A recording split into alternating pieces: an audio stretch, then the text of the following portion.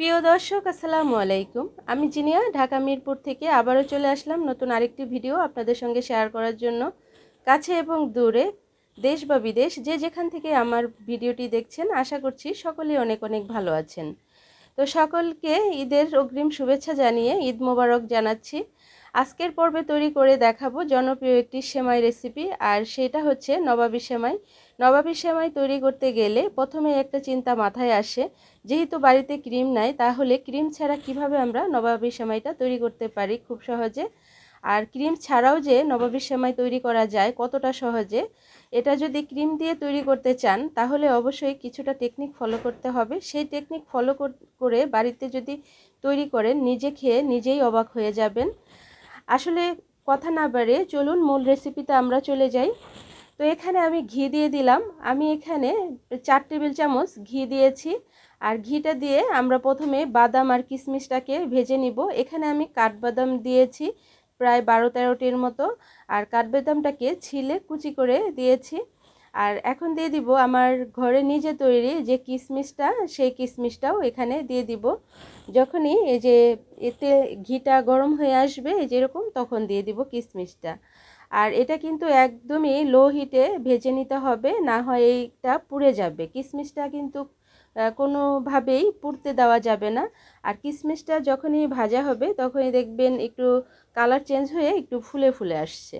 তো কিশমিশ আর বাদামটাকে আমরা উঠিয়ে আমরা ওই ঘিটার মধ্যেই দিয়ে দিব এখানে সেমাই। আমি যে ছোট প্যাকেটের লাচ্ছা সেমাইটা, সেই সেমাইয়ের 2 প্যাকেট এখানে ব্যবহার করলাম। তো এইটাকে এখন টোটাল 500 গ্রামের মতো এখানে আমাদের আছে, এই সেমাই আছে। এখন একটা নেড়ে চেড়ে খুব ভালো করে আমি এইটাকে মিশিয়ে নিব, আর আস্তে আস্তে এই সেমাইটাকে ভাজতে থাকবো। আর এটাতে অবশ্যই লো হিটে করে ভাজবেন, এতে করে ভাজাটা সুন্দর হবে আর কালারটাও সুন্দর হবে, আর খুব সুন্দর একটা ফ্লেভারও বের হবে। আর হাই ফ্লেমে যদি এটাকে করতে যান, সেক্ষেত্রে কিন্তু সেমাইগুলাকে পুড়ে যেতে পারে। আর কখনোই সেমাইটা পুড়ে গেলে পুড়তে দেওয়া যাবে না আর কি। তো আমি আরও কিছুটা ঘি এখানে অ্যাড করে দিলাম। যেহেতু নবাবী সেমাই একটু মানে নবাবী নবাবী গ্রানও আসবে, তো এর জন্য আমি আরও কিছুটা ঘি দিয়ে দিলাম এখানে। তো ঘিটা দিয়ে এখানে কেউ যদি ঘিটা দিতে না চান, সেক্ষেত্রে কিন্তু এখানে বাটার বা তেলও ইউজ করতে পারবেন, কিন্তু সেক্ষেত্রে কিন্তু নবাবী সেমাই হবে না, লোকাল সেমাই হয়ে যাবে। তো যাই হোক, এখন আমি এখানে দিয়ে দিচ্ছি হচ্ছে গুঁড়া দুধ। তো এখানে আমি প্রায় হাফ কাপের মতো গুঁড়া দুধ দিয়ে দিলাম।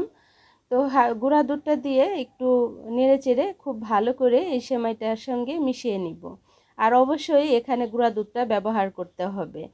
তো গুঁড়া দুধটা আপনারা চাইলে আরও বাড়িয়ে বা কমিয়েও দিতে পারবেন। তো এখানে দিয়ে দিচ্ছি এখন চিনি।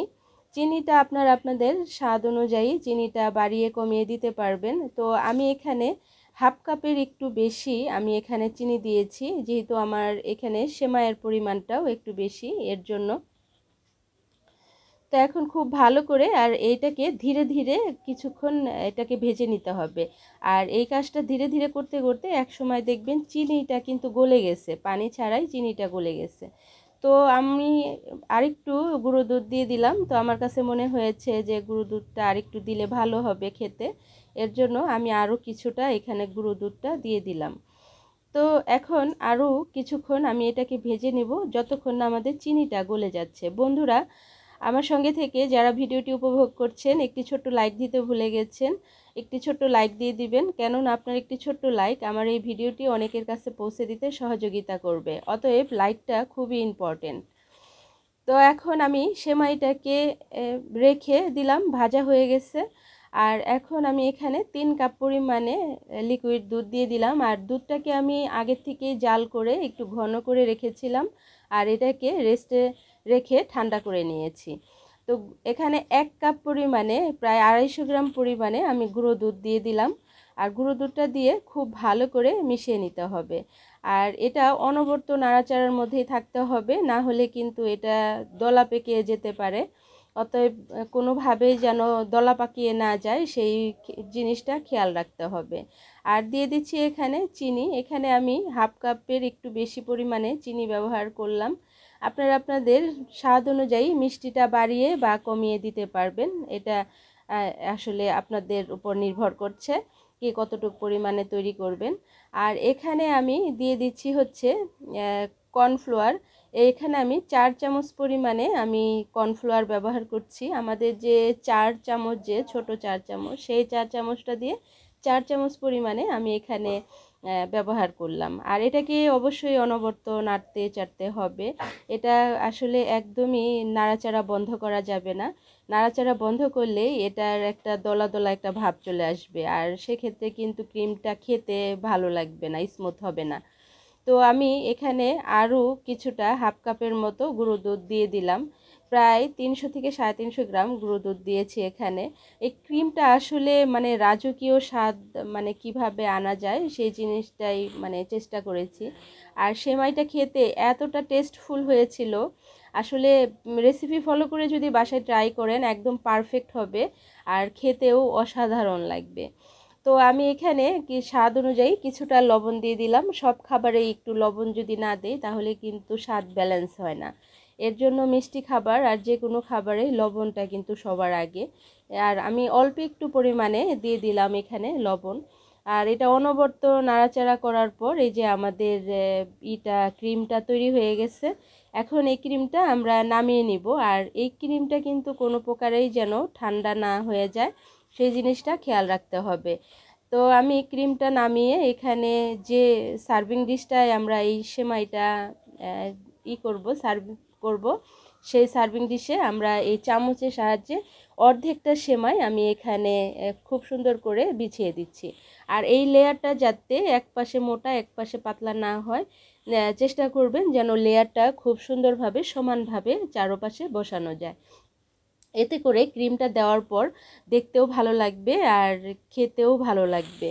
তো আপনারা চাইলে এখানে আরও কিছুটা বাদাম কিশমিশ অ্যাড করে তারপরে ক্রিমটা ব্যবহার করতে পারেন, কিন্তু আমি এখানে কোনো রকম বাদাম কিশমিশ ব্যবহার না করেই আমাদের ক্রিমগুলোকে দিয়ে দিব। আর ক্রিমগুলোকে আমি একদম এক সমান পরিমাণ করে চারপাশে লেয়ারটা দিয়ে দিচ্ছি। আপনারা আপনাদের পছন্দ অনুযায়ী দিয়ে নেবেন। তো এই যে আমার লেয়ারটা খুব সুন্দর মতো বিছানো হয়ে গেছে। এখন আমি এখানে যে আমাদের বাকি অর্ধেক যে সেমাইটা আছে সেই সেমাইটা এখানে দিয়ে দিব। তো সেমাইটা অবশ্যই চেষ্টা করবেন ধীরে ধীরে ভাজার জন্য। আর যখন ক্রিমটা তৈরি করবেন অনবরত নাড়াচাড়া করতে পারবেন। এই টিপসটা ফলো করলে আপনার নবাবী সেমাইটা একদম পারফেক্ট হবে। তো উপরের লেয়ারটাও আমি খুব ধীরে ধীরে আমি সমানভাবে এটাকে বসিয়ে দিচ্ছি যাতে করে এক সম পরিমাণে হয়ে যায়। আর এই যে আপনারা দেখে নিশ্চয়ই বুঝতে পারছেন যে আমার সেমাইয়ের লেয়ারটা একদম পারফেক্ট হয়েছে সমানভাবে। তো এখন আমাদের যে ভেজে রাখা কিশমিশ বাদামগুলো ডেকোরেশন করে দিচ্ছি। বন্ধুরা, আমার চ্যানেলে যারা নতুন, আমার চ্যানেলটিকে সাবস্ক্রাইব করে বেল আইকনটি বাজিয়ে দেওয়ার অনুরোধ রইল। আর অলরেডি যারা আমার চ্যানেলটিকে সাবস্ক্রাইব করে বেল আইকনটি অলরেডি বাজিয়ে দিয়ে সবসময় আমার ভিডিও দেখেন এবং আমাকে সাপোর্ট করেন, তাদেরকে অসংখ্য ধন্যবাদ জানাচ্ছি। আর নতুন বন্ধু যারা হবা তারা অবশ্যই 24 ঘন্টা অপেক্ষা করবা। 24 ঘন্টা পর আমিও আসব তোমাদের চ্যানেলটিকে ভিজিট করে তোমাদের পাশে থেকে তোমাদের বন্ধু হয়ে যাওয়ার জন্য। তো এখন আমি কিছুটা এই পেস্তা বাদাম দিয়ে দিচ্ছি, এতে করে কালারটা একটু সুন্দর আসবে। আর কেউ যদি আরেকটু কালারফুল করতে চান সেক্ষেত্রে সামান্য একটু লাচ্ছা সেমাই ফুড কালার জর্দার যে রঙটা, সেই জর্দার রঙের সাথে ভেজে এখানে আপনারা দিয়ে দিতে পারেন, একটু ছিটিয়ে দিয়ে দিতে পারেন যাতে করে কালারফুল হয় আর পরিবেশনটাও আর একটু ভালো লাগে। তো আশা করছি ভিডিওটা আপনাদের কাছে ভালো লাগবে। আর ভিডিওটি যদি ভালো লাগে লাইক কমেন্ট শেয়ার করবেন। আর কেমন হলো অবশ্যই কমেন্টে জানাবেন। আপনাদের সুন্দর সুন্দর কমেন্ট আমার ভিডিও তৈরি করতে অনুপ্রেরণা যোগায়। তো অতএব আপনার কমেন্টের আশায় থাকব। আর ঈদের শুভেচ্ছা সবাইকে জানিয়ে ভালো থাকবেন। আল্লাহ হাফেজ।